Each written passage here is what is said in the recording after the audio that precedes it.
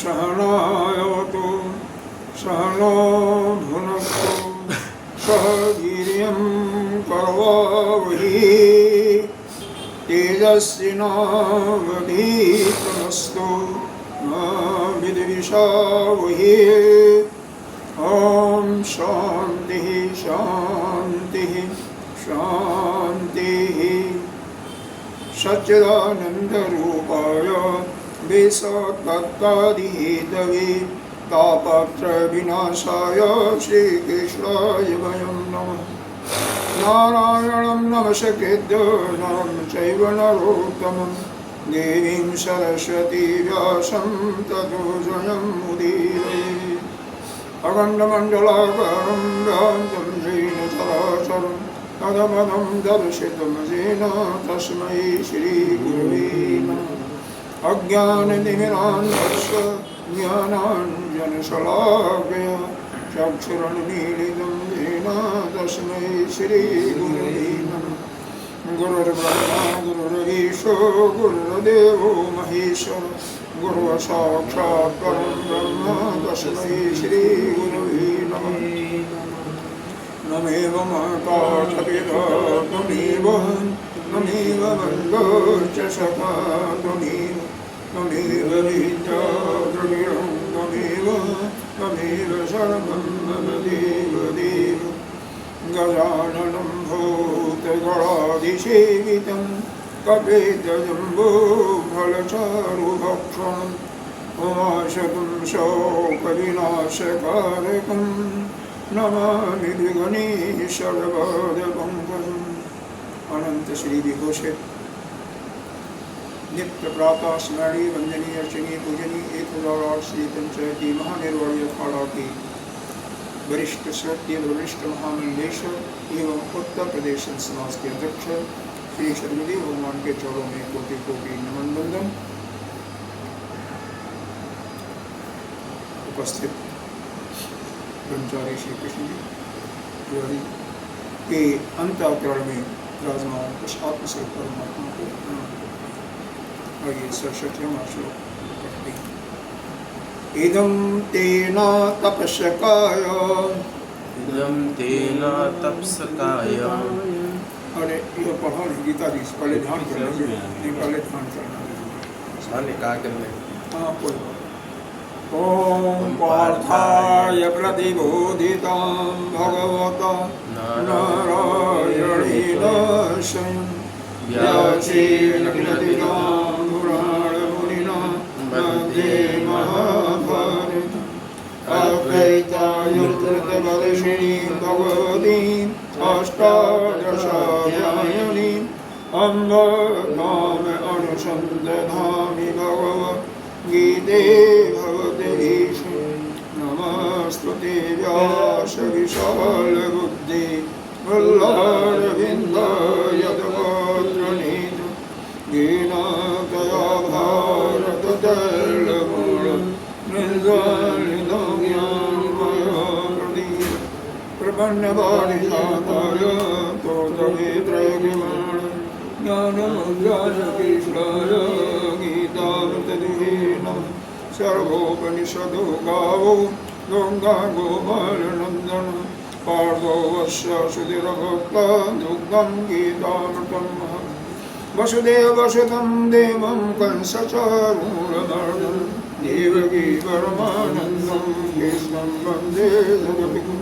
भीष्मदोरतप्राजयतजल गान्धारनीलोत्पल शैलग्राहवती कृपेणमयि कर्णेन वेलाकुलम् अस्वस्थामविकर्णघोरमकर दुर्योधनावर्तिनी श्रोतिराकलभाण्डैरणनदी कवर्तकाकीश पाराशर्यवचः सरोजममल गीतार्थगन्धोद्गतम् नानाख्यानकेशरम् हरिकथा सम्बोधनो बोधि ये सज्जन षड्पदैरहरः देवीयमानं मुदा भूय भारत पंकजं कलिमलबर्हंसिनो श्रेयः मोघं करोति वाचालं मङ्गलं धरति यत्कृपातमहं वन्दे परमानन्दमाधवं यं ब्रह्मावरुणेन्द्ररुद्रमरुतः स्तवन्ति दिव्यैः स्तुति वेदैः साङ्गपदक्रम उपनिषदैः गायन्ति जनशान्तिं ज्ञानावस्थिततद्गतेन मनसा पश्यन्ति जगयोगिनो यशान्तं न विदुषुरशुरः देवाय तस्मै नमः। सरस्वती 18 अध्याय का 67वां श्लोक है। इदं तेन तपस्काय न अभक्ताय कदाचन न चाशुश्रूषवे वाच्यं न च मां जो अभ्यसूयति कह रहे हैं इदम ते न तपस्काय। इस भागवत इदम का मतलब है यह भगवत गीता शास्त्र जो है, यह जो शास्त्र है इसको नहीं सुनाना चाहिए। उसका वर्णन किया जा रहा है कि न तपस्काय, जिसने कभी तपस्या नहीं किया है उसको नहीं सुनाना चाहिए। तपस्या नहीं किया, हाँ तपस्या नहीं किया, हाँ, जो तपस्वी नहीं है उसको नहीं सुनाना चाहिए। तपरहित मनुष्य को नहीं सुनाना चाहिए। न भक्ताय, जो भक्त नहीं है उसको भी, यानी अभक्त को भी नहीं सुनाना चाहिए। जो भगवान का भक्त नहीं है, जिसके प्रति भगवान के अंदर प्रेम नहीं है उसको भी नहीं सुनाना चाहिए। कदाचन मगर कभी भी, जिसने कभी भी, जिसके अंदर कभी भी भगवान के प्रति प्रेम नहीं है हुआ उसको भी नहीं सुनाना चाहिए। जो तपस्वी नहीं है, कभी तप नहीं किया या कभी भक्ति नहीं किया उसको नहीं सुनना चाहिए। अगला लाइन कहते हैं न च अशुष्वे वाच्यम, और किसको? अशुष्वे, जिसका सुनने में कोई इच्छा ही नहीं है। मान लो आप सुना रहे हो और लेकिन उसका गीता में प्रेम नहीं है, सुश्री माने सुनने का इच्छुक, और वह सुनने का इच्छुक नहीं तो भी नहीं सुनाना चाहिए। मान लो अभी तो जनरली वहाँ पर होता है जो गीता जी का क्या होता है कथा के रूप में प्रवचन होता है, प्रवचन में तो वहाँ पर कई ऐसे भी आ जाते हैं जो कि गीता के विरोधी भी होते हैं, भगवान के भी विरोधी होते हैं। कभी कभी हो जाता है कोई पकड़ के लाया, कोई का दुखा, वैसे तो वैसे तो भाई जिसका इच्छा होगा वही आएगा। हाँ, यह हो सकता है बहुत ज़्यादा भक्ति न हो, लेकिन थोड़ी बहुत भक्ति तो होती है तभी आता है कोई। लोग भगवान के प्रति, गीता के प्रति प्रेम रखो क्यों आएगा? लेकिन आयोजक लोग कभी कभी कोई भी है, जैसे उनका दोस्त है उसको पकड़ लिया, आजा भाई आजा, हम लोगों ने किया तो होता है, तो उसमें हो सकता है ऐसा। अदरवाइज तो स्वाध्याय में तो जिसका मन होगा वही आएगा, जिसका मन नहीं होगा क्यों बैठे हो। न च माम, जो अशुयति, जो भगवान की निंदा करता है उसको भी नहीं सुनना चाहिए। मतलब जो भगवान का 10 लोग बैठे कैसे मालूम पड़ेगा ये निंदा करें? अब देखो वहाँ बात वो तो अलग हो जाती है, जब हमें मालूम नहीं है तो उसकी बात अलग है। वहाँ पर जो बुलाते हैं उनको देखना चाहिए ना, जो बुलाते हैं उनको देखना चाहिए। हाँ, अब कथावाचक को क्या पता चलता है? तो ये 4 चीज़ों को मना किया हुआ है। एक तो तपस्वी, एक तो जो तपस्वी नहीं है, दूसरा कभी भक्ति नहीं किया, भगवान से कभी प्रीत उसका नहीं हुआ है, भक्ति नहीं हुआ है, और जिसका सुनने का इच्छा ही नहीं है। हो सकता है सब कुछ होते हुए सुनने का इच्छा नहीं है, मन उसका खराब है उस समय, तो भैया उस समय मत सुन जाओ। और जो भगवान की निंदा करे, असूया भगवान ने दोष निकालते हैं, उसको नहीं सुनना चाहिए। इस श्लोक का शाब्दिक अर्थ कड़ी का भाष्य पढ़ना। तो 4 चीज़ें गीता में अब यहाँ पर 3-4 श्लोकों में वर्णन किया जाएगा। जो सुनाता है उसका क्या फल है, जो गीता शास्त्र का आयोजन करता है उसको क्या फल मिलता है, और जो स्वाध्याय आयोजक को पूरा फल मिलता है। जो स्वाध्याय करता है उसको क्या फल मिलता है, जो सुनता है उसको, मतलब सबको एक ही लगभग एक ही फल मिलता है, लेकिन उसका अलग अलग श्लोकों में अलग अलग वर्णन किया। तो यहाँ पर यह 4 चीज़ों को हमें देखना चाहिए। अब इसका भाष्य देखें। इदम शास्त्रम, मतलब यह गीता जी का जो शास्त्र है, इदम माने यह जो गीता जी का शास्त्र है, ते तो हिताय, इसके लिए तुम्हारे हित के लिए, तुम्हारे हित का मतलब कल्याण के लिए, तुम्हारे मंगल के लिए, मया उक्तम, मेरे द्वारा जो कहा हुआ यह शास्त्र, गीता जी का जो शास्त्र, मया मतलब मेरे द्वारा उक्तम माने कहा हुआ, भगवान कह रहे हैं ना, भगवान कह रहे हैं मेरे द्वारा जो यह कहा हुआ तुम्हारे हित के लिए शास्त्र का वर्णन किया गया। संसार विच्छेदय, यह शास्त्र कैसा है, संसार का उच्छेदन करने के लिए, संसार का आपकी दृष्टि में संसार है नहीं ऐसा है, उसका उन्मूलन करने के लिए, उसको नष्ट करने के लिए, उसको निकालने के लिए तुम्हारे लिए सुनाया गया। क्योंकि यह गीता किसको सुनाया था भगवान ने, अर्जुन को सुनाया था, तो अर्जुन से ही कर रहे हैं। तो अतपस्काय, अतपस्काय का अर्थ होता है तप रहित, तो जो तप नहीं किया है, तपोह अहिताय, जो तप नहीं किया है, तप रहित मनुष्य को।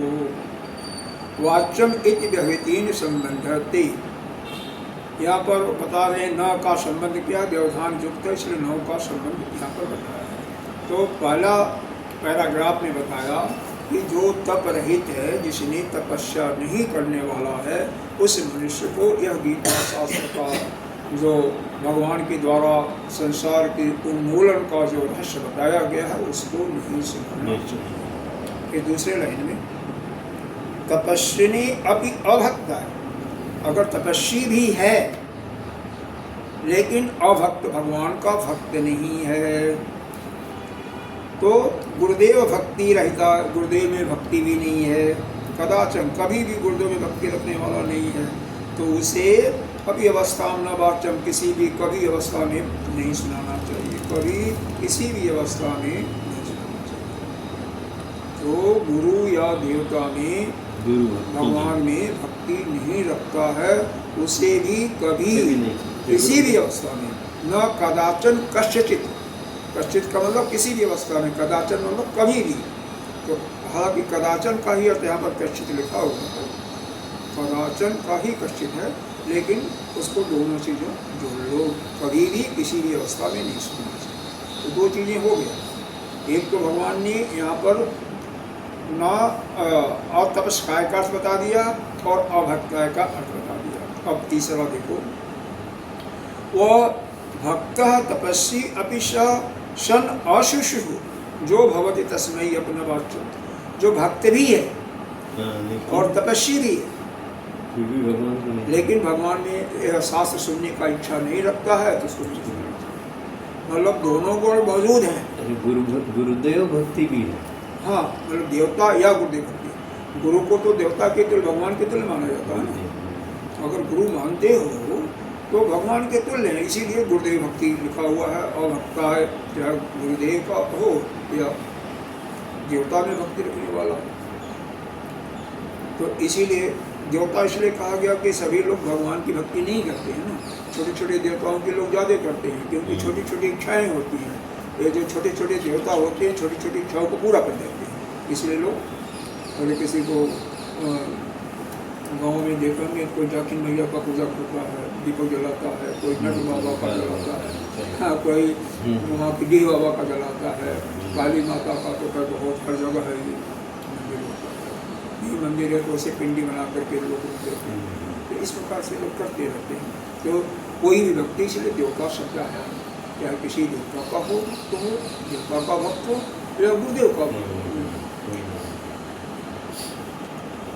अब देखो ये 3 चीज़ें होगी, जो तपस्या नहीं किया है, जिसका गुरुदेव में या देवता में भक्ति नहीं है, और जो सुनने की इच्छा नहीं रखता, यह हो गया। अब इसके बाद चौथा चीज़ बता रहे हैं, न च जो माम वासुदेवम प्राकृतम मनुष्यम मत्वा अवश्यूयति। अभिश्रूयते काल बता रहे हैं, आत्म प्रशंसा आदि दोष अध्यारोपेण मन ईश्वरतम अजानन न साते असौ अयोग्य तस्मै अपि न वाच्यम। जो भगवान का निंदा करता है, आत्म प्रशंसा दोषों का अध्यारोप करके मैं ईश्वरत्व को, भगवान को ईश्वर नहीं मानता है, भाई उसका अहम भाव इतना है कि वह भगवान पर, बहुत लोग ईश्वर को नहीं मानते। हमारे कई दर्शन शास्त्र हैं वह ईश्वर को नहीं मानते हैं। हाँ, अरे आपका पूर्व मीमांसा, वेद का पूर्व मीमांसा ईश्वर को नहीं मानता, बहुत देवतावादी है। शांत योग ईश्वर को नहीं मानते। यह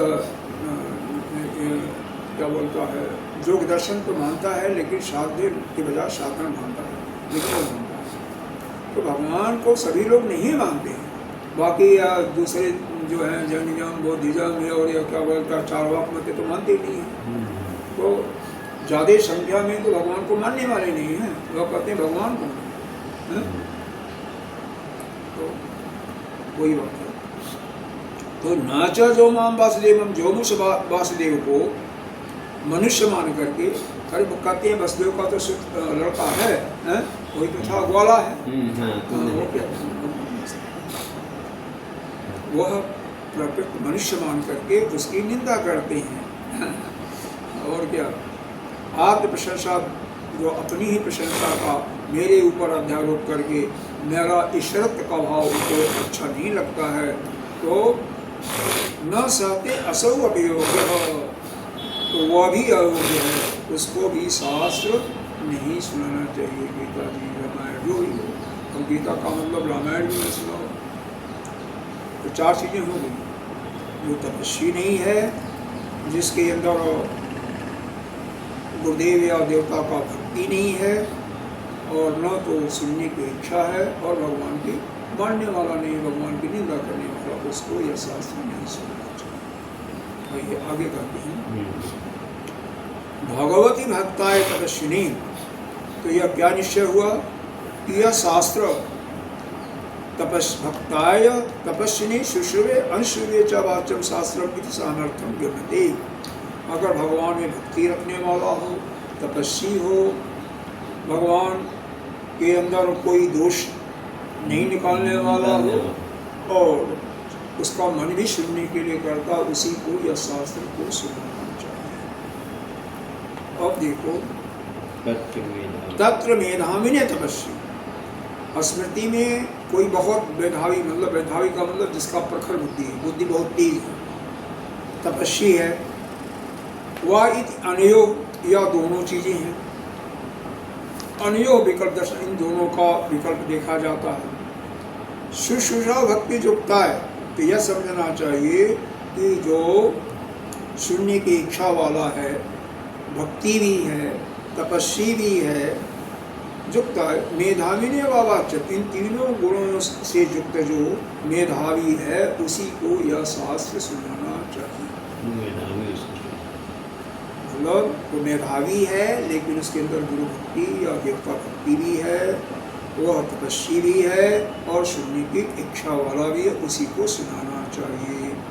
शुश्रूषा भक्ति युक्ताय, और अब देखिए, उसके सुनने की इच्छा नहीं है, भक्ति रहित है, तपस्वी रहित है, मेधावी भी है, तो भी नहीं सुनाना चाहिए।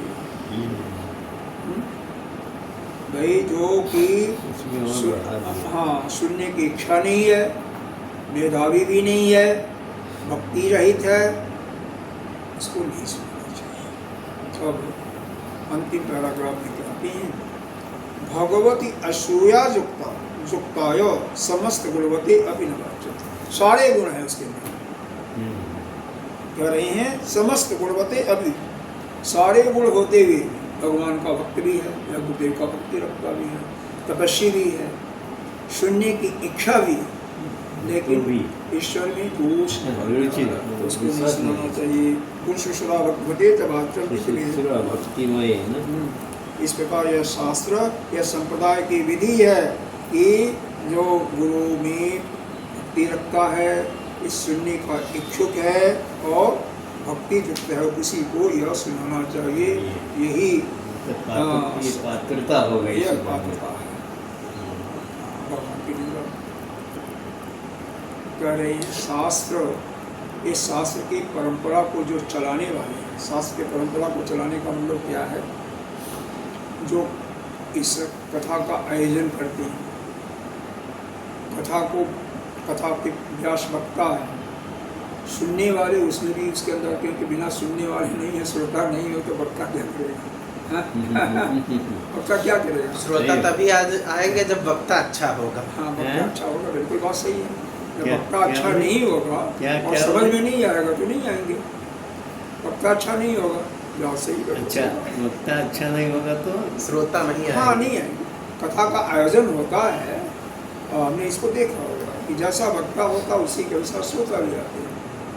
अगर कोई वक्ता कहाँ, श्रोता कहाँ आती है, जहाँ पर फर्स्ट क्लास का हारमोनियम बजता है, नाच गाने डांस होते हैं, ना और नहीं। हाँ, बहुत ही मीठी आवाज़ है जो वक्ता है,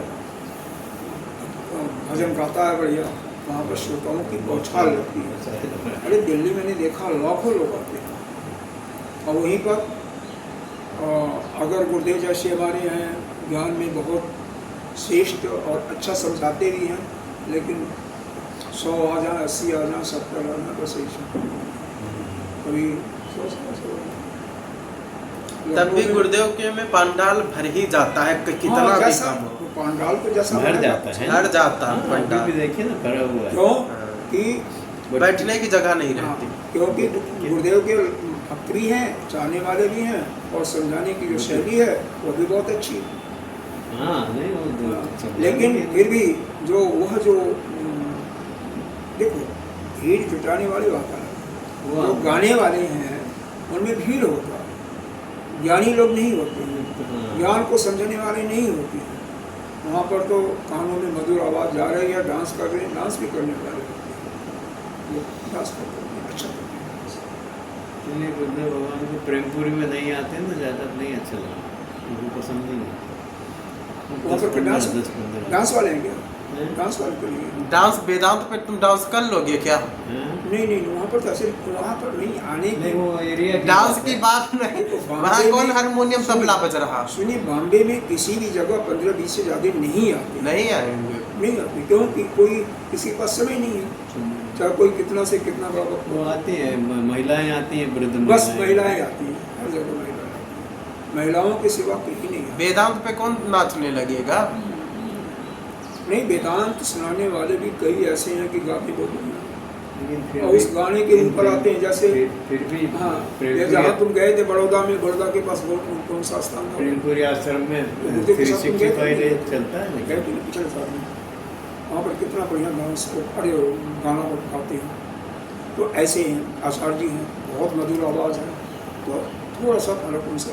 आप भजन नहीं गा पाते हो? अच्छा, हम कभी हम इस पर विश्वास नहीं रखते हैं। पर गाते थे पहले तुम भी? नहीं, कभी नहीं। अरे वहाँ चर्च गेट पे जाते थे तो गा के नहीं। भजन गाते थे, भजन तो अभी का सकता, पर अच्छा नहीं गा पाते हैं। भजन तो जितना भी जा पर सकता। अच्छा नहीं गा पाते हैं। भजन में क्या, भजन में अच्छा नहीं देखा जाता, भजन में भाव देखा जाता अच्छा हाँ। देखा जाता है। है। नहीं, भजन में नहीं, भजन में आप लय बनेगी तभी। अच्छा, ठीक है बाबा, आप शांत रहिए, आप शांत रहिए, पहले बात है। भजन में भाव कितना उच्च कोटि का होता है। अब गुरुदेव भी कई बार भजन वो एक आध लाइन बोल देते हैं, भाव अच्छा है।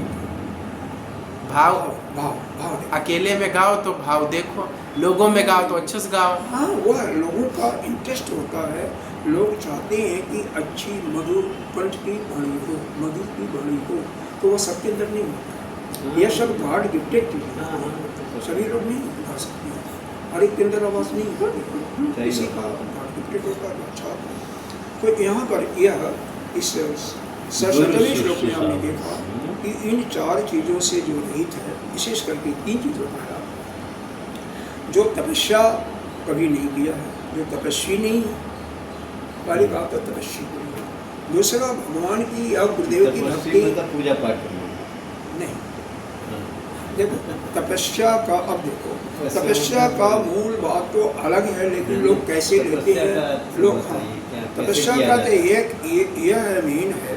कुछ लोग तो शारीरिक तपस्या को मानते हैं। शारीरिक तपस्या का मतलब आप निराहार बैठे हुए हैं और अपना लोगों को प्रचार प्रसार के लिए, या पानी में इतना खड़े हो गए हैं आप जाप कर रहे हैं, ये आगे के किनारे हैं, ऐसे लोग बहुत मिलेंगे, कोई हाथ उठा करके रख दिया।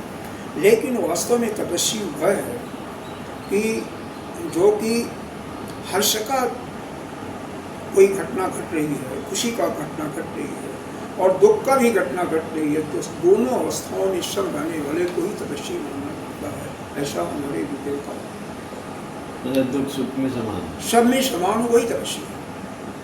आपका मन पर किसी प्रकार का कोई वो मतलब हाँ। गृहस्थ भी हो सकता है, हाँ? बिना गृहस्थ वाला भी हो सकता है, कोई भी हो सकता इससे क्या मतलब है? यहाँ पर कोई है। वो नहीं है, ये नहीं विभाजन किया गया कहीं भी भगवान ने इसकी चीज को नहीं माना है कि नहीं, गृहस्थ क्या है, ऐसा नहीं है। सुनने की बात है, उसका भाव क्या है? श्रोता की बात है, हाँ, श्रोता की पात्रता की बात यह तो यहाँ पर किया भगवान के सामने तो कोई भेद नहीं। भगवान तो कहते हैं चांडाल से चांडाल हो, चंडाल हो, हाँ, ब्रह्म हत्यारा हो, ब्रह्म और हत्यारा। वो भी सब कुछ छोड़ करके एक बार जो मेरे शरण में आ गया उसका मैं सब हाँ। भगवान का संदर्शन। चंडाल। हाँ?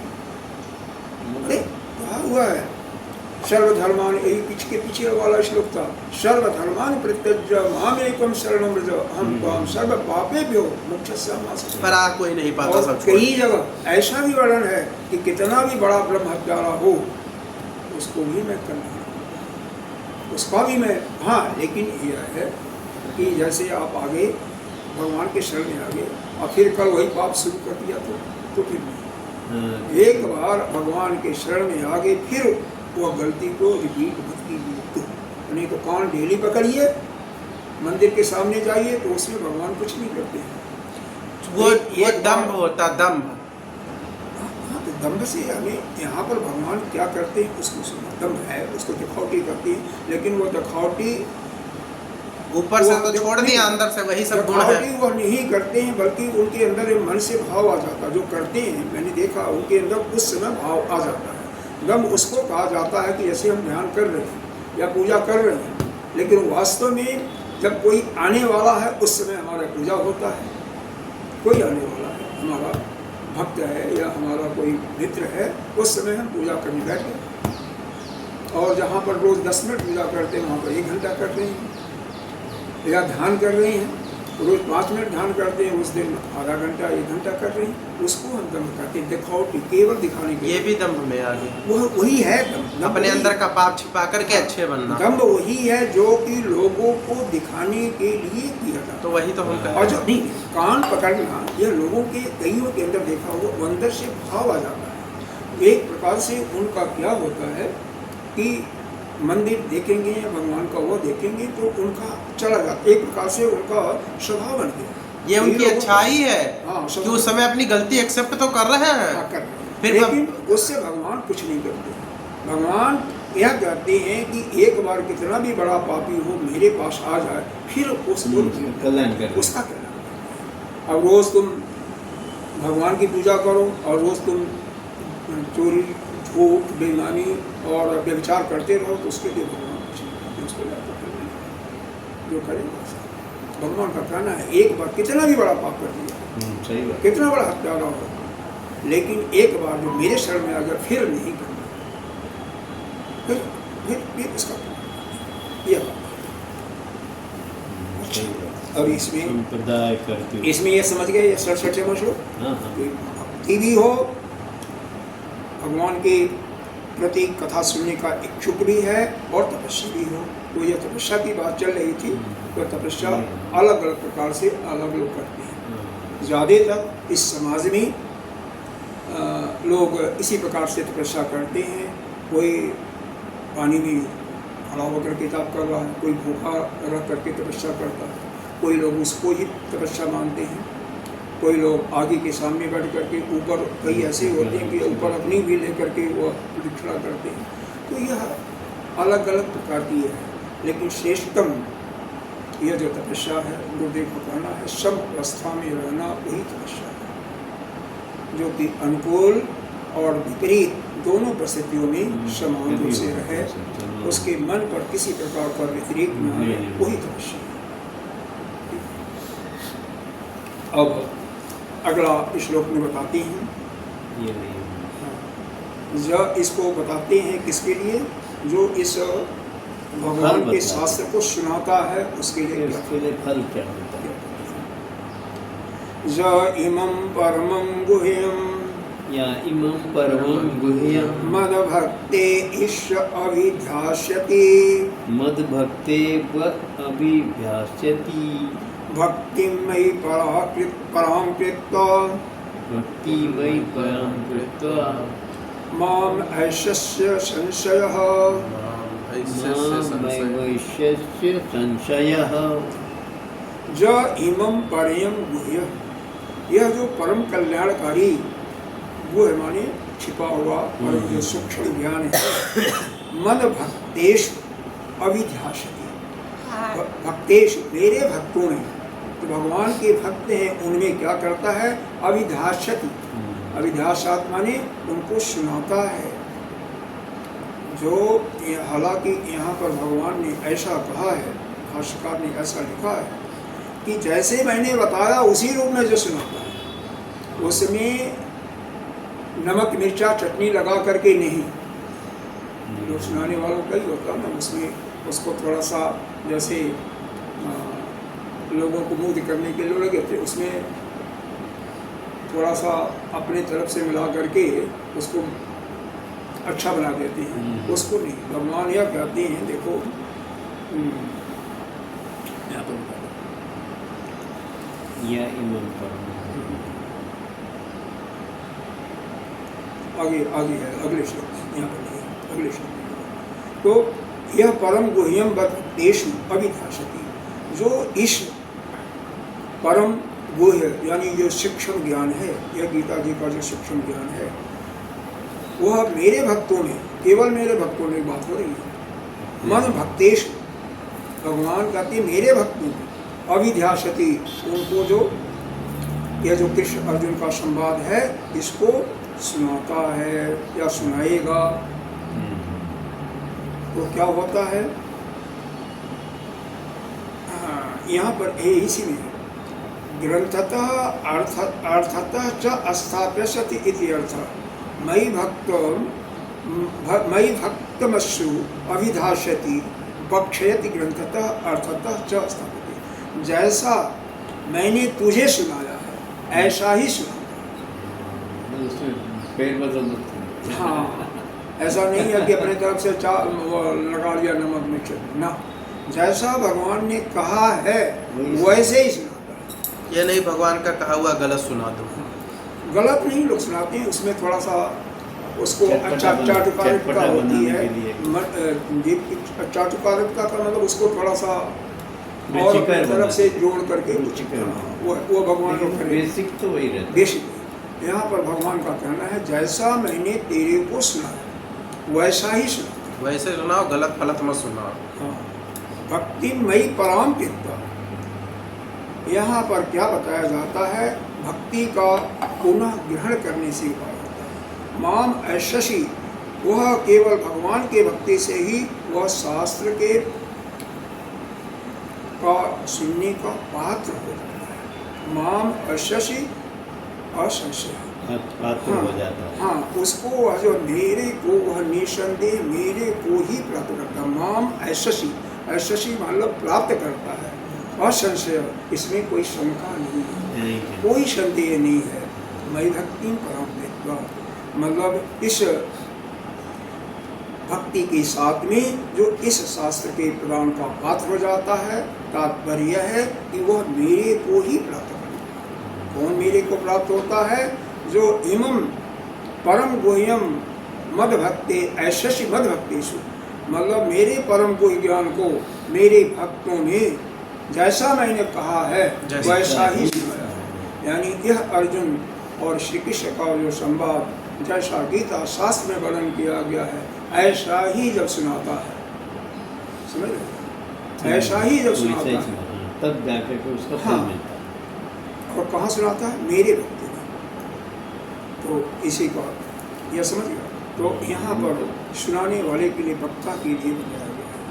और फिर अगले श्लोक में जो कथा का आयोजन करता है उसके लिए फिर उसके अगले दिन स्वाध्याय करने वाले के लिए, फिर उसके बाद सुनने वालों के लिए, चारों के लिए अलग अलग 4 श्लोक में। अच्छा। तो अब इसका भाष्य देखें। ज इमम जथो उक्तम, जो इमम का अर्थ है यह जो मेरा और अर्जुन का संवाद है, गीता शास्त्र में जो वैसा ही है। जथा उक्तम, जैसे कहा गया है। जथा उत्तम का मतलब उत्तम माने कहना, और जथा जैसे बताया गया है। परमम निःश्रेषार्थम, यह कैसा है? परम का अर्थ बताया, निःश्रेषकर। निःश्रेषकर का मतलब होता है उच्च गति को देने वाला, परम कल्याण को देने वाला। केशव अर्जुनयो संवाद रूपम ग्रंथम, केशव कहते हैं भगवान का नाम केशव भी है और अर्जुन। तो केशव और अर्जुन यानी भगवान और अर्जुन का जो वार्तालाप है, संवाद है। देखो बात भी कई प्रकार की होती है। एक संवाद होता है जैसा 4 प्रकार के इसमें बताया गया है। तो जैसा वक्ता बोलता है, वश को सुनने वाला सुन लेता है, उसे ग्रहण कर लेता है, इसमें कोई प्रश्न उत्तर नहीं है, उसको कहती है संवाद। कुछ ऐसा भी होता है कि कोई बोलता रहता हुआ, तो जैसे टीवी पर होता है, दूसरे की बात सुनता ही नहीं, अपनी बात बोलता रहता है। तो कई प्रकार की बात होती है। उसका नाम दिया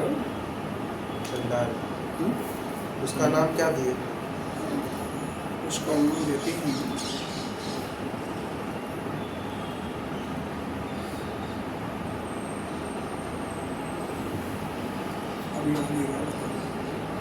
उसका नाम ऐसा है कि उसको निम्न कोटि का मानते हैं कि अपनी बात को कहो और दूसरे की बात सुनो, अपनी बात को कहते हो। ऐसे लोग बोलते हैं आजकल समाज में बहुत लोग होते हैं। वो उसका अध्ययन करती है। उसको एक प्रकार से जहाँ पर वाणी के 4 प्रकार के पाप बताए गए हैं, तो एक पाप के रूप में इसको लिया जाता है। जैसे वाणी के पाप में निंदा करना भी है, वो पाप है। झूठ बोलना पाप है। निंदा करना पाप है? बोलना पाप है। निंदा करना तो पाप है ना? हाँ, निंदा करना नहीं, निंदा सुनना भी है, लेकिन यहाँ पर वाणी के पाप में सुनना नहीं आता है, इसमें करना ही आता है। झूठ बोलना भी पाप है, और चुगली निंदा भी, चुगलखट्टा भी पाप है, और जो कड़वा बोलता है वो भी पाप है।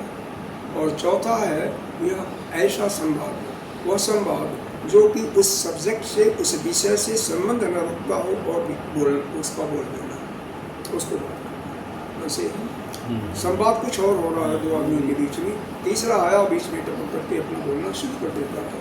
तो वैसा उसका एक पर्टिकुलर नाम है, वो नाम जब आएगा तो ये ध्यान में आएगा तो। और उस विषय से संबंधित अर्थ, उसका तात्पर्य यही है कि विषय से उसका कोई संबंध नहीं है और वो बोलता है। तो आगे देखिए, इसको कहाँ सुनाता है, यह कैसा है? गुह्यम का मतलब गोप्यम, गोप्यम बहुत सूक्ष्म है। यह किसको सुनाता है? मन भक्तेषु, मेरे भक्तों में। यह जो गीता शास्त्र का जो मेरे और अर्जुन के बीच में जो संवाद है, इसको, ये जो परम श्रेयस्कर जो ज्ञान है, इसको मेरे भक्तों ने सुनाता है। अभिधाष्यति का मतलब बख्यति बोलता है। ग्रंथतः अर्थतः, ग्रंथ के अर्थ को, इस ग्रंथ का जो अर्थ है, अर्थ को जो बताता है। च अस्थाप्यासत इत्यर्थ, इसका मतलब अर्थ रूप से उसको लोगों के अंदर स्थापित करता है, यानी अर्थ रूप से उसको समझा करके करेगा। अर्थात यथा तैमया, यथा तैमया का मतलब है जैसा मैंने तेरे को सुना है वैसा ही होना, इसीलिए कहा ना, इसमें कोई चाटुकारिता नहीं है। जैसा शब्द है, शब्द के अर्थ को लेते हुए, जो शब्द का अर्थ है उसी को भक्ति पुनः ग्रहणा तद भक्ति महात्मेन केवलनी, भक्ति पुनः ग्रहण। इस यहाँ पर भक्ति का ग्रहण होने का तात्पर्य किया जाता है कि मनुष्य केवल भगवान के भक्ति से ही वह शास्त्र के प्रदान का पात्र है। जो भक्ति करता है, भगवान का भक्त होता है, इस शास्त्र सुनने का शास्त्र संप्रदाने पात्रम भवति, वह भक्ति से ही यह शास्त्र का ज्ञान प्राप्त करने का अधिकारी है। दूसरा नहीं, बिना भक्ति के कोई ज्ञान प्राप्त नहीं हो सकता। तो आगे प्रश्न पूछा जाता है, यह समझ में आ गया ना? नहीं है। जो मनुष्य इस परम कल्याणकारी जो भगवान का और अर्जुन के बीच में जो संवाद वर्णन किया गया है, जैसा वर्णन किया गया है वैसा ही अगर कोई भगवान का भक्त है तो उस भक्तों के बीच में सुनाता है, दूसरे को नहीं।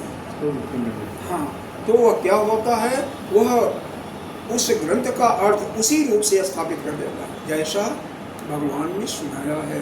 भगवान कहते हैं जैसा मैंने तेरे को सुनाया है ऐसा ही वह शास्त्र का ज्ञान प्राप्त करता है। तो वह मेरा जो भक्त होता है वह उसके अंदर क्या होता है, उस भक्ति से उस शास्त्र के ज्ञान का पात्र हो जाता है, यानी उस शास्त्र के ज्ञान को प्राप्त करता है। अब यहाँ पर एक शब्द बोलते कुछ प्रश्न पूछता है, कथम अभिध्यासति इति उच्यते, कैसे सुनाएगा, उसका उत्तर देते हैं नीचे बता रहे हैं। नीचे भक्ति मई पराम कृत्वा, मुझमें पराभक्ति करके, मतलब मई पराम, हाँ, पराभक्ति मतलब उसकी पराभक्ति का मतलब उसके अतिरिक्त जिसकी आप भक्ति करें उसके अतिरिक्त और किसी की भक्ति नहीं है, यानी उस भगवान की भक्ति करके। भगवत यहाँ पर अर्थ भी बता रहे हैं, दूसरा अर्थ बता रहे हैं, भगवत परम गुरु सुषया मया क्रियते, मतलब वह परम गुरु, देखो इसका अर्थ लिया, परम गुरु भगवान की मैं सेवा कर रहा हूँ ऐसा समझ कर, समझ गए?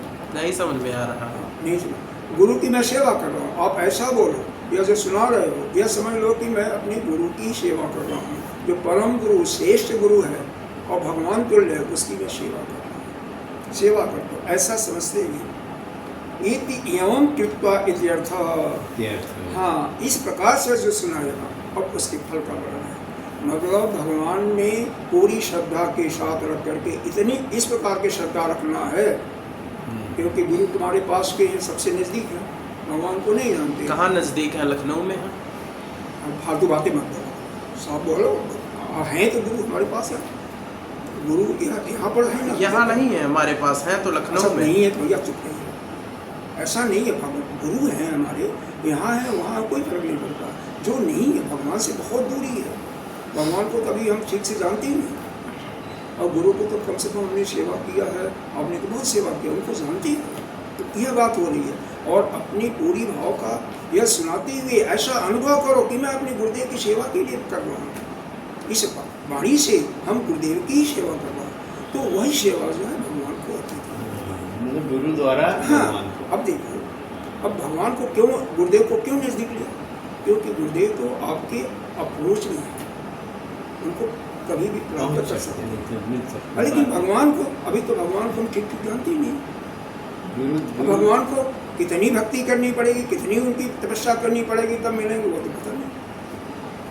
और पीछे कहानियाँ आती हैं, ध्रुव की 6 महीना तपस्या किया था, कैसे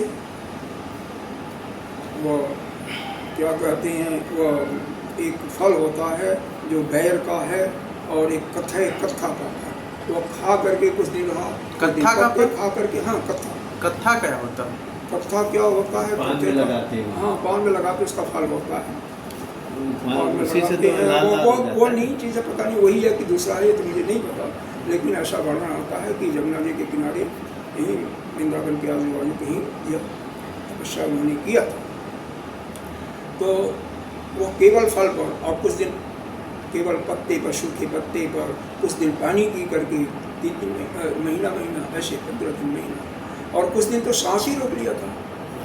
हाँ, ध्रुव ने तो सांस रोक लिया था, लेकिन सांस रोकने के बाद तो पूरे ग्रंथि ऐसा है, जब आपका तदाकार हो जाता है उस हिरण्यगर्भ से, तो सभी की क्योंकि समष्टि की सांस हो गई तो सबकी सांसें बंद हो जाती हैं। फिर देवताओं ने प्रार्थना किया तो भगवान ने कहा चिंता मत करो, मेरा ही भक्त है और मैं जा ही रहा हूँ, उसके माध्यम से आपको करना है। ऐसी भक्ति बहुत श्रेष्ठ है, लेकिन जब एक बार जो बहुत भगवान के भक्त हैं ना, बहुत हैं, कहते हैं कि ऋषि मुनि की आपने ध्रुव को केवल 5 साल के बालक 6 महीने में आप उसको ज्ञान दे दिया, उसको अपना दर्शन दे दिया। हम लोग सालों वर्षों तक तपस्या करके जन्म से को नहीं दिया। भगवान कहते हैं अच्छा मेरे साथ, भगवान कहते हैं चलो मेरे साथ। जाते हैं तो कहते हैं देखो वह पर्वत दिखाई दे रहा है ना, वो हड्डियों का ढेर दिखाई दे रहा है, तो वह इतने जन्मों में उसी की हड्डियां हैं ध्रुव की। एक जन्म की तपस्या नहीं 6 महीने की, कई जन्मांतर की उसके उसी के शरीर की हड्डियां हैं। तो और गुरु में तो ऐसा नहीं होता है कि कई जन्म का, इसीलिए कहा जा रहा है कि गुरु नज़दीक से नज़दीक है, वो आपके पास है। और दूसरी बात ये भी है, गुरु का बात ही आ गया, तो यह तत्व की दृष्टि से देखा जाता है। मान लीजिए आपके गुरु का नहीं भी है, हो सकता है किसी का गुरु है जिसका अंतकाल हो चुका है उनके शरीर का, तो भी तत्व के दृष्टि से वही शिव है और उसी को तत्व की दृष्टि से। इसीलिए कहा जाता है गुरु एक बार जिसको आपने मान लिया उसको बारंबार बदलना नहीं चाहिए। जो गुरु को दिया बस, और वही फल देता है। माध्यम भगवान। अब एक बात आया है कि गुरु गोविंद दो खड़े का लाभ ऊपर है, बलिहारी गुरु आपने गोविंद, मतलब अपने से श्रेष्ठ बताया गुरुदेव, और वह गुरुदेव हमारे पास है, हमारे अंदर है, ऐसा महसूस करना चाहिए। कब होगा? जब गुरु में पूरी भक्ति होगी, पूरा प्रेम होगा, तब गुरु अपने आप ही होंगे। जो प्रश्न पूछोगे वो उत्तर भी आपको मिलेगा, कभी बताएंगे और कभी बिना बताएंगे आपको। तो ऐसा नहीं है। तो खैर ये गुरु की भक्ति का फल है। यहाँ पर सिर्फ कहने का अपना यही है, वह परम गुरु भगवान भी आपके गुरु हैं, ऐसी बात नहीं है, क्योंकि परम गुरुदेव तो शिव को ही माना गया है। तो यहाँ पर यही अर्थ भी है कि भगवता परम गुरु, उस भगवत परम गुरु भगवान की सेवा करके ऐसा समझेगा, तो उसका फल क्या होता है?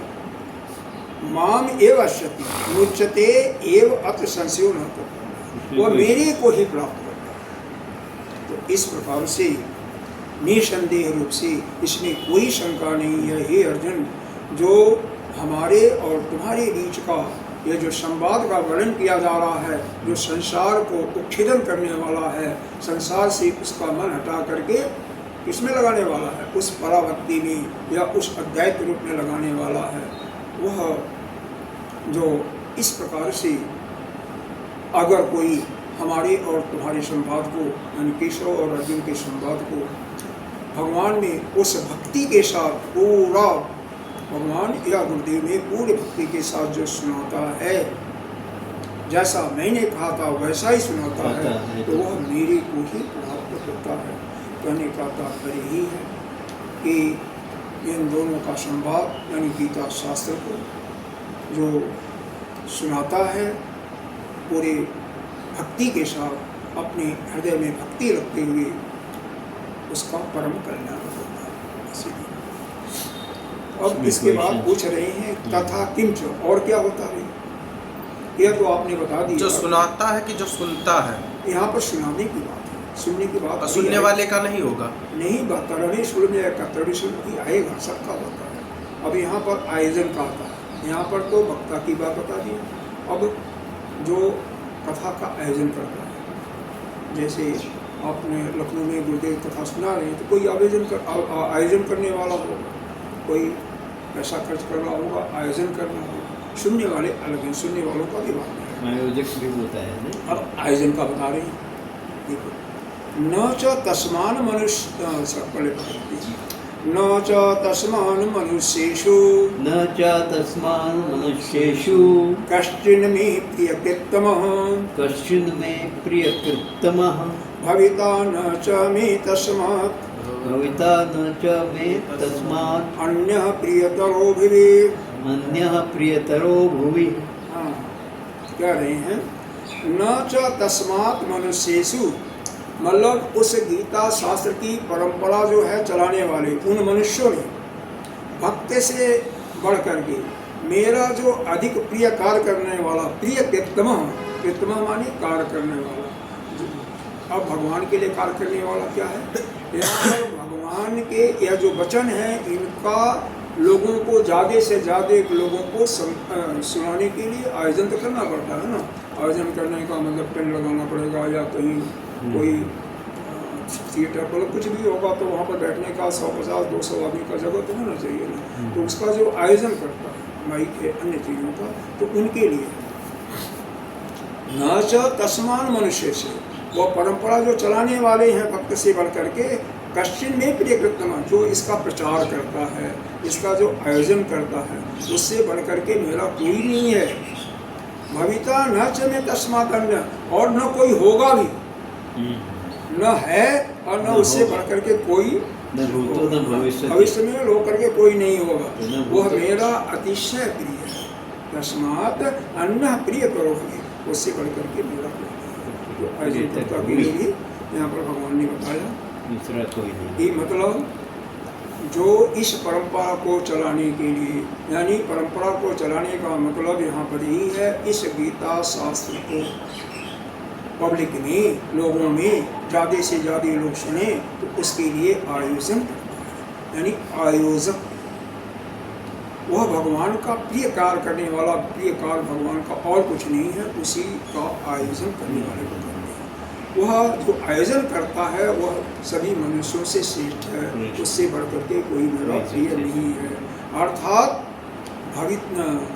भविता न च में तस्मा न तो कोई उससे बढ़ करके हुआ है न होगा। जो ऐसा करता है जो भी आयोजन करने वाले होते हैं उनके लिए भगवान ये कहते हैं उससे बढ़ करके मेरा दूसरा कोई प्रिय नहीं है। न चेत द्वितीय अन्य प्रियतरो भैव लोके अस्मिन् दूसरा कोई इस लोक में प्रिय नहीं है। तो एक पहले श्लोक में ऊपर वाले ने बताया कि जो इस कथा को सुनाने होता है भगवान और अर्जुन के बीच का संवाद को भक्ति के साथ भगवान ने भक्ति रख करके वह मेरे लोक को प्राप्त होता है। और यहाँ पर बताया जो आयोजक है वह आयोजक को जो है उससे बढ़ करके मेरा प्रिय कोई नहीं दूसरा उससे बढ़ करके मेरे प्रिय कोई नहीं। आगे बताते हैं कि जो पढ़ेगा स्वाध्याय करता उसके लिए बताते हैं जह अभी जो भी कोई ऐसे है 17वां श्लोक है। अध्यस्येते च य इमम् अध्यस्येते च य इमम् धर्म्यं संवाद आवयो ज्ञानयज्ञेन तेनाहम् इष्ट श्याम इति मे मतिः। छोटी वाली गीता उठाइएगा दादाजी। हाँ ये बड़ी वाली भी नहीं बड़ी वाली हमें नहीं हजम हो रही। अच्छा अधस्येते च पठिष्यति अधस्येते का अर्थ है जो हम पढ़ेगा स्वयं पढ़ेगा जो पढ़ता है पढ़ेगा यह पुरुषलिंग में है ना इसलिए पढ़ेगा अधस्येते पढ़ेगा। अधस्येते च इमं धर्मम संवादम आयो आयो माने हम दोनों के बीच में मतलब हमारा और आपका यानी अर्जुन से बात हो रही है तो कौन बात करने वाला है भगवान। तो भगवान और अर्जुन के बीच का ये जो संवाद है इसको जो पढ़ेगा अधस्येते पढ़ेगा। ज्ञान यज्ञेन तेनाहम् इष्टम् तो मैं ज्ञान यज्ञ से पूजित होऊंगा। देखो कई प्रकार के 12 प्रकार के यज्ञों का चौथे अध्याय में वर्णन है। उसमें बताया गया है यह चौथे अध्याय में कि ज्ञान यज्ञ जो है सबसे श्रेष्ठ है ऐसे बताया गया है। तो उसको देख लो इस श्लोक नंबर है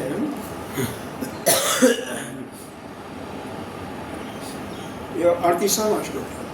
न ही ज्ञानेन सदृशम पवित्रम इह विद्यते यह ज्ञान नहीं ज्ञानेन सदृशम कोई भी चीज पवित्रम इह विद्यते चाहे वह यह जो कितने नंबर इस श्लोक है 38वां नंबर है 38वां नंबर है। हाँ चाहे वह इससे करते हैं जप यज्ञ है और अन्य यज्ञ है सभी यज्ञों से यह श्रेष्ठ माना गया। नहीं ज्ञानेन सदृशम ज्ञानेन सदृशम पवित्रमिह विद्यते यज्ञ के समान पवित्रम इह विदते, कोई अन्य नहीं पवित्र है, न ही पवित्र ऐसा कोई नहीं है। तस्वयं योग सभी संसिद्धि, यज्ञों से ज्ञान यज्ञ श्रेष्ठ है। तस्वयं तस्यम योग संसिद्धि कालेनात्मनि विद्यते। इसीलिए तुम योग में स्थित होकर के, योग में स्थित होने का मतलब यह है तुम इस ज्ञान यज्ञ में स्थित हो जाओ। ज्ञान यज्ञ का मतलब यही जो है पढ़ना, पढ़ाना, सुनाना, यही चीजें यहाँ पर बता रहे हैं। यहाँ पर 4 चीजों का बता रहे हैं। ज्ञान यज्ञ विधि जप, जप जो करता है, जप करता है। उपांशु जप जो मनी मन उसको करता है। मानसानाम, और मानस मन में अपना जप करता, भगवान का नाम ले रहा है। यज्ञानाम, ज्ञान यज्ञो मानस्ताद, यह सभी यज्ञों में क्या है, विशिष्टम, सभी यज्ञों में श्रेष्ठ है। जितने भी प्रकार के यज्ञ हैं सब में यह ज्ञान यज्ञ श्रेष्ठ है। अतः तेन ज्ञान यज्ञेन गीता शास्त्रास्त्र अध्ययनम अस्तूयते, इसीलिए गीता शास्त्र के अध्ययन की स्थिति, यानी गीता शास्त्र का जो पढ़ने वाला है, यह जो अर्जुन और भगवान में के बीच का संवाद है, जो भक्ति पूर्वक इसको स्वयं पढ़ेगा, ज्ञान यज्ञेन तेन हामिष्ट श्याम इति मे मति, उसको यह जैसे ज्ञान यज्ञ से जो फल होता है वही फल मैं उसको प्रदान, ज्ञान यज्ञ करने से हाँ वो फल है वही श्रद्धा यज्ञ का, मैं वह ज्ञान यज्ञ द्वारा ही मैं पूजित होता हूँ, उसी अध्ययन से। पढ़ने वाले आप हो और पूजित कौन हो रहा है, परमात्मा पूजित हो रहा है। वो भगवान कह रहे हैं उस ज्ञान यज्ञ से मैं पूजित होता हूँ, परमात्मा पूजित होता है, यह मेरा निश्चय है। यह यहाँ पर 3 चीज़ों का वर्णन किया गया। पहले में वक्ता का, दूसरे में आयोजक का, तीसरे में पढ़ने वाले का, और चौथे में फिर वर्णन किया जा रहा है श्रोता का, जो श्रवण करता है उसका।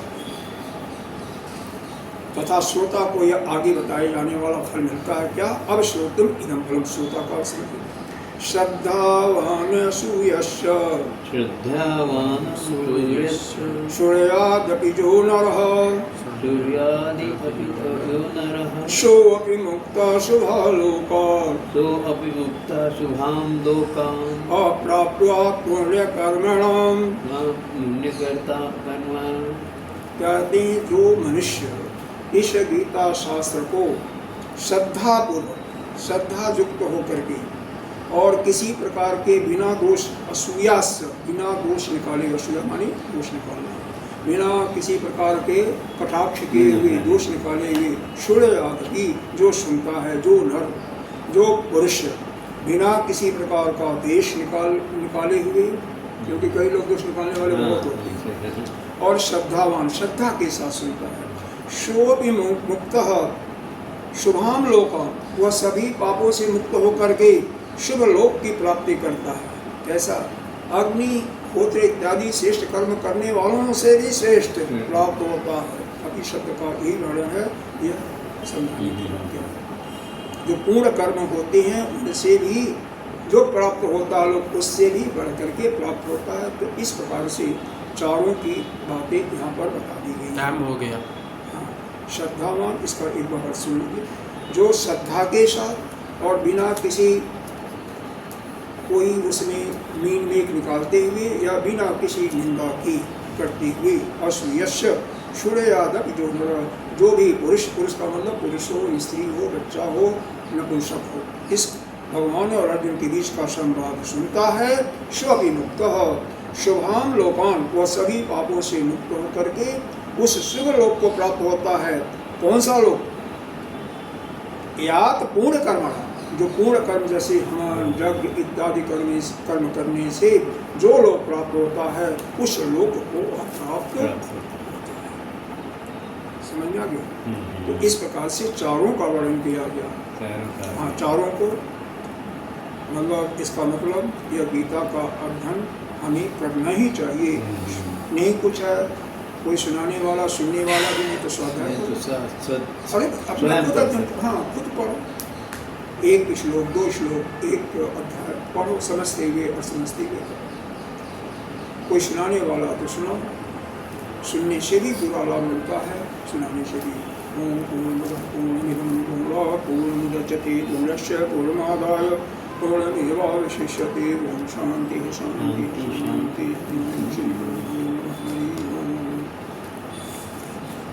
आपके पास से गाड़ी है? अभी आप कौन से ले रहे हो? ये बस इतना ही? यही कचड़ा खा रहे हैं। नहीं नहीं, हम